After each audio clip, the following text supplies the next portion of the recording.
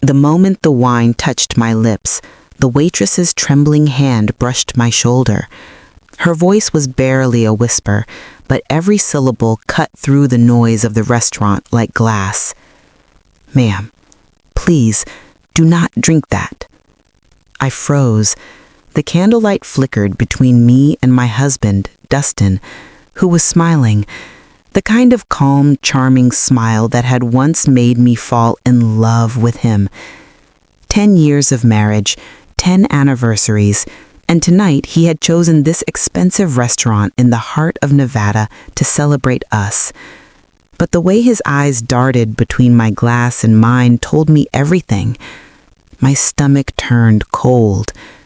When the waitress hurried off, I looked at the 2 glasses of red wine between us, his and mine, and I made a decision without saying a word. I smiled, lifted my glass, and then I switched them. What happened after that shattered everything I thought I knew about love, loyalty, and the man I married. Before I tell you what happened next, I want to take a moment to thank you, my incredible viewers and subscribers. Your support means more than I can ever say. To all my returning viewers, thank you for staying with me through every story. And to all the new ones watching right now, I cannot wait for you to hit that subscribe button. It truly fuels this channel, keeps the stories alive, and gives me the strength to keep sharing them. And please, as you listen, do not forget to comment your thoughts below. I want to hear what you would have done if you were in my shoes that night. Now, back to the story. My name is Paula. I am 56 years old, and that night was supposed to be one of celebration. 10 years since Dustin and I had said I do. He looked handsome in his navy blue suit, the one I had bought him last Christmas. His salt and pepper hair was combed perfectly, and he still had that easy confidence that made people trust him instantly. But that night, something about him felt off. His laughter was forced. His eyes avoided mine for too long. And when the waitress served our drinks, his hand trembled slightly, just before he brushed the rim of my glass. At first, I thought I imagined it, until that waitress, young, pale, her eyes wide with fear, whispered those haunting words, "Do not drink that." My heart pounded in my ears. I remember thinking, what could he possibly be doing? Still, I smiled through the storm inside me. I kept my voice steady. I said, "To us," and I raised my glass, his glass now. He mirrored me, oblivious. He said, "To forever." And he took a long sip, and I felt something inside me die, not from fear, but from knowing this moment would change everything. We continued eating in silence. He kept talking about our future, about retirement plans, about maybe moving to Arizona. Every word felt like a lie now. My eyes drifted toward the waitress again, but she was gone, vanished. No name tag. No one even remembers seeing her. The restaurant's soft jazz played in the background, and all I could think about was the taste of guilt on his lips. Halfway through dessert, Dustin's smile faltered. His hand trembled as he reached for the fork. A low groan escaped his throat. "Paula, I feel dizzy." He tried to stand, but his knees buckled. The wine glass shattered against the marble floor. People rushed over. I stood frozen, heart racing, tears burning behind my eyes. As they carried him out, I saw something under the table, a small, crumpled napkin with handwriting on it. It read, "He was not supposed to drink that." My hands shook as I held it. The room spun. My husband had tried to poison me, and someone else had known about it. But as I looked up again, the waitress who had warned me, she was gone. No trace, no name tag.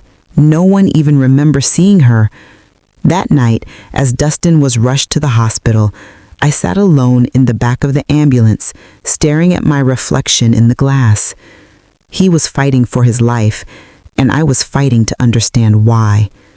What I did not know then was that the poison in that glass was only the beginning, a small piece of a much darker game that had been playing behind my back for years. The night Dustin was rushed to the hospital, the paramedics said it might have been poisoning, though they could not yet confirm it. I sat there, numb, my hands cold, my mind spinning between guilt and disbelief.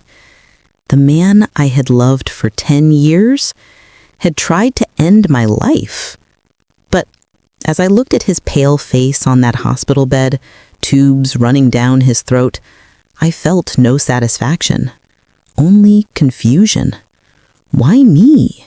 Why tonight? The police asked me questions I could barely answer. Had we fought recently? Did he seem strange? Did I know of anyone who might have wanted to harm him? If I told them the truth, that my husband had slipped something into my wine and ended up drinking it himself, it would sound insane. So I told them what I could bear to say. I think it was an accident. But deep down I knew better. When I got home that night, the silence was unbearable. Our house in Reno, Nevada, had always been warm and filled with laughter.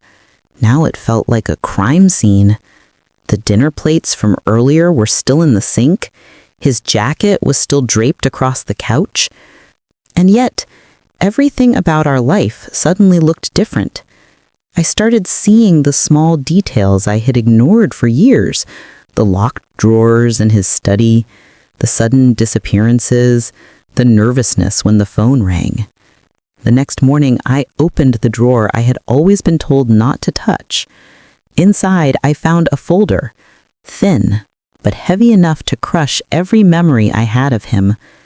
Bank statements, life insurance papers, credit card debts in my name, and one particular document that made my hands tremble. A life insurance policy dated only a month ago.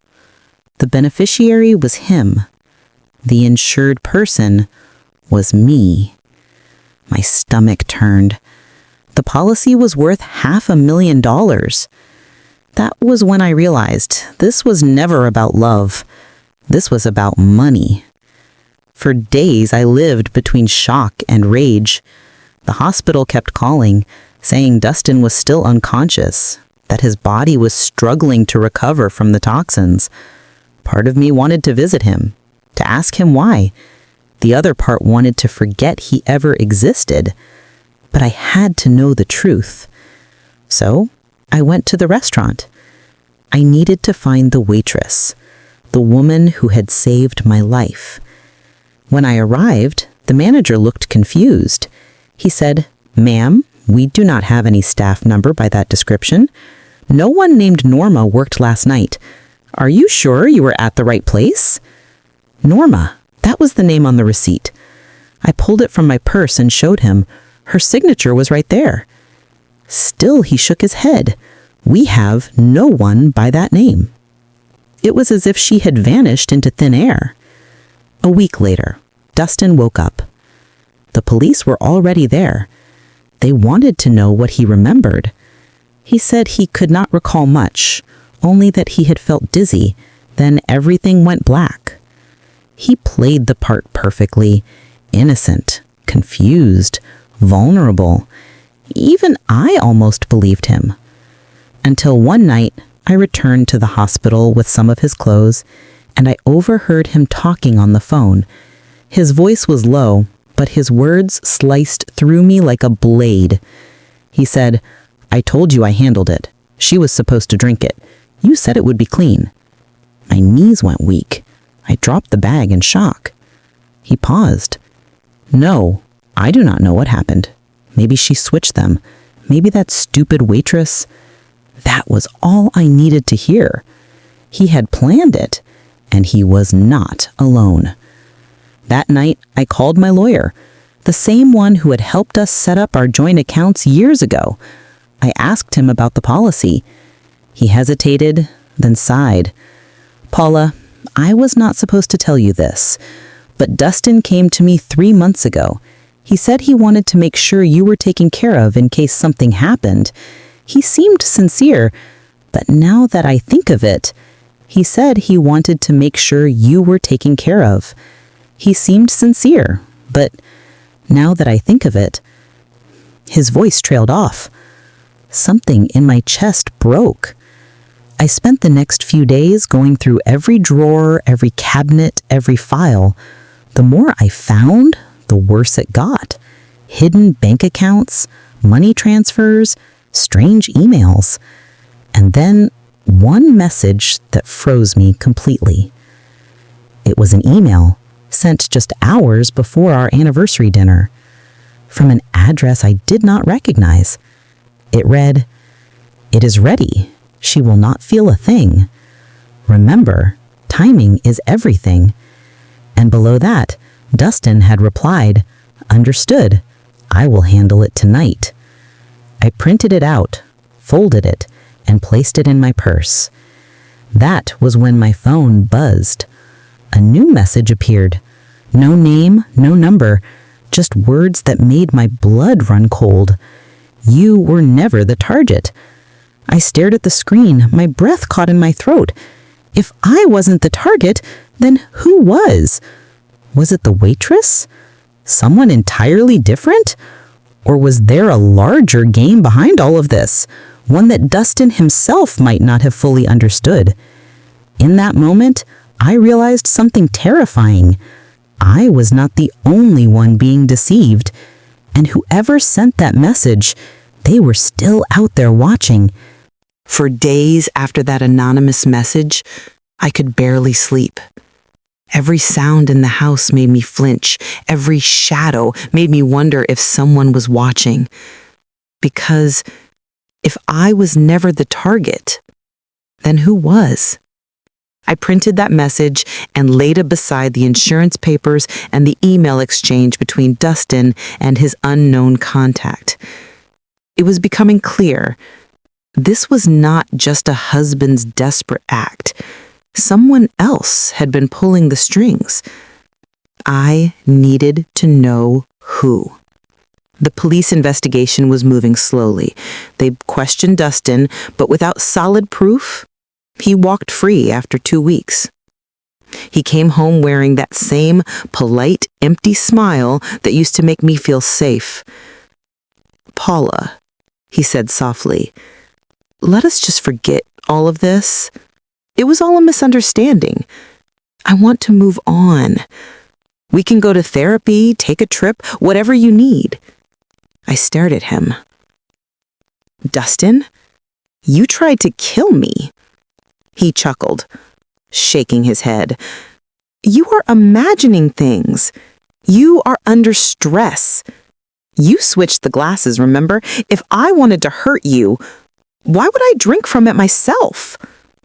That smirk, that calm, calculated arrogance, it made my skin crawl. And yet, he was right about one thing. I did switch the glasses. But that did not make him innocent. It only meant that someone else had made a bigger fool out of both of us. I started investigating on my own. The first thing I did was go back to that restaurant again, the place where it all began. This time, I went during the day. The manager, Mr. Lang, remembered me and looked uncomfortable when I asked again about the waitress named Norma. "Mrs. Daniels," he said hesitantly, "I looked into it after you left last time. The woman you're describing, she was never on our staff list. But one of my waiters said she looked familiar. He thought she might have worked at a medical clinic nearby, part-time." A medical clinic? That clue led me straight to Silver Pine Urgent Care, just 4 blocks away. When I walked in and asked for a Norma, the receptionist froze. "I'm sorry," she whispered, leaning closer. "Norma does not work here anymore." My heart pounded. "Do you know where she went?" The woman hesitated, then scribbled something on a piece of paper. She left a few months ago, but she mentioned a man named Dustin. Said he owed her money. My stomach twisted. I took that name, Norma, and started searching through every possible online record I could find. When I finally saw her photo on a social media page, I nearly dropped my phone. She was his ex-colleague. They had worked together 6 years ago at a construction firm in Las Vegas. She had been fired after a financial scandal. Dustin had always claimed she was unstable, but now I wondered if that was another lie. I drove to her last known address, a shabby apartment complex on the edge of the city. Her neighbor, an older woman, answered the door and looked me up and down. "You're looking for Norma?" she asked. "Yes. Do you know where she is?" She squinted. "No, honey, but she left in a hurry. Packed everything overnight about 2 weeks ago. Some man had come looking for her before that. Tall, brown hair, drove a black SUV. I showed her a photo of Dustin on my phone. Her face went pale. "That's him!" I sat in my car for a long time afterwards, staring at the empty parking lot. The pieces were starting to fit together. Dustin had known Norma. She had warned me at dinner. And then she disappeared. But if she was trying to save me, why? I went home and searched through Dustin's laptop. It took me hours, but eventually I found an encrypted folder labeled Assets. When I cracked it open, there were dozens of files, transactions, passwords, offshore accounts. One folder stood out. Its name was RG. Inside were scanned documents, property transfers, bank slips, and a message thread between Dustin and someone with the initials RG. My heart stopped when I opened the first message. "RG, she trusts you. Keep it that way until I give the signal." Dustin understood. "What about Norma?" "RG, leave her to me." I scrolled further down, my eyes burning with tears. The final message from RG read, "After the transfer, I will handle Paula personally. You just make sure the account is in my name." And then I saw it, the signature on one of the attached documents, a name I knew as well as my own, Rachel Green, Dustin's older sister. It all came rushing back. How Rachel had always been around us, helping with finances, pretending to be supportive, but constantly making comments like, "You do not know how lucky you are, Paula. My brother worships you." She handled most of Dustin's business affairs. She even had access to our joint investments. And now here it was in black and white. She had been orchestrating everything. The debts, the insurance, even the poisoning. I realized the unthinkable truth. Dustin was a pawn, and Norma's warning had been an act of guilt. Maybe her last chance to stop what Rachel had planned. I needed answers, but when I tried to contact Rachel, her phone was disconnected. Her house in Carson City was empty. Gone. No trace of her. When I called the bank the next morning, they told me Dustin's primary account had been drained 2 days earlier.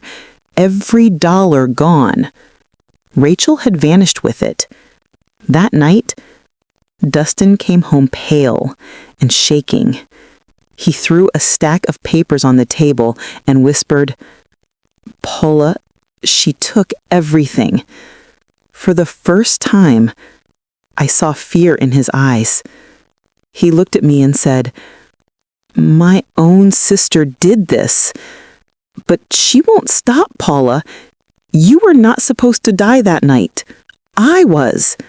For a long moment after Dustin's words, I could not breathe. He was the real target? My hands trembled as I stared at him, struggling to make sense of everything I had learned. Rachel? His sister? His confidant? The woman who had stood beside me at our wedding had orchestrated everything. And now, the man who had almost killed me was sitting before me, claiming that she had been planning to kill him. It was almost too much to believe. "Why?" I finally whispered. Dustin's eyes were hollow. "Because she hates me, Paula. Always has. Our father left me the company shares when he died. Rachel wanted them.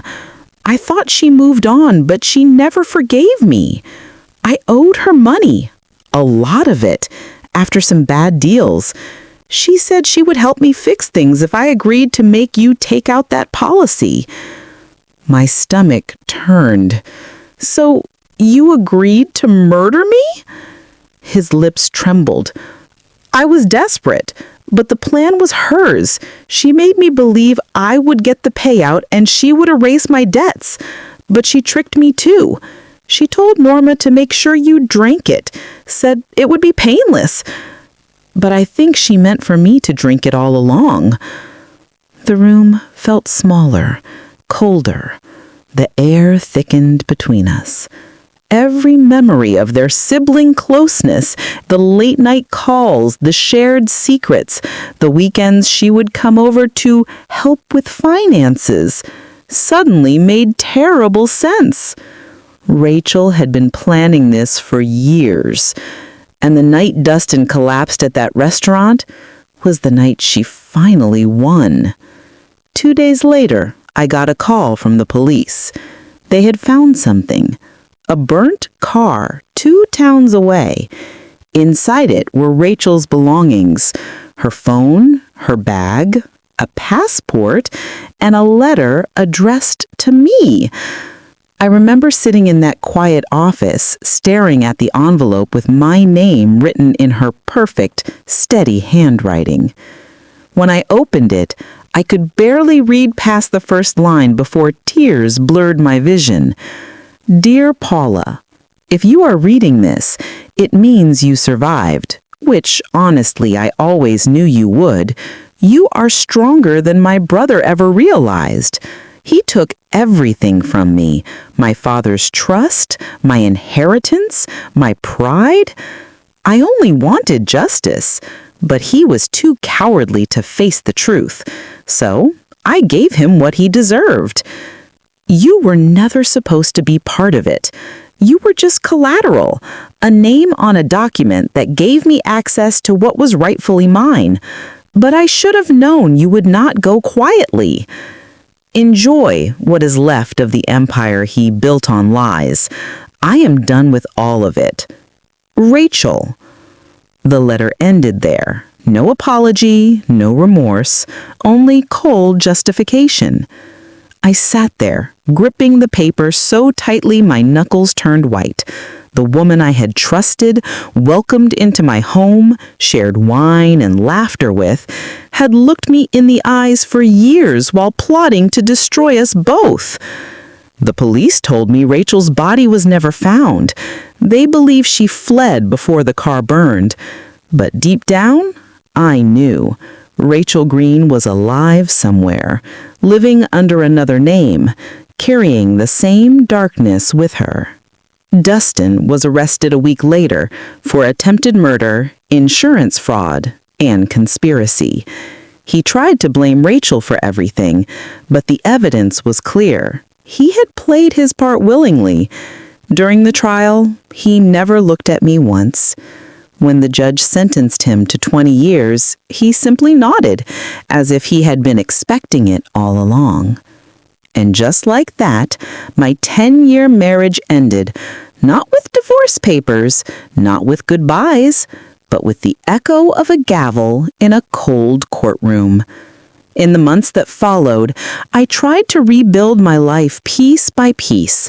I sold the house in Reno and moved to a smaller place near the edge of Lake Tahoe.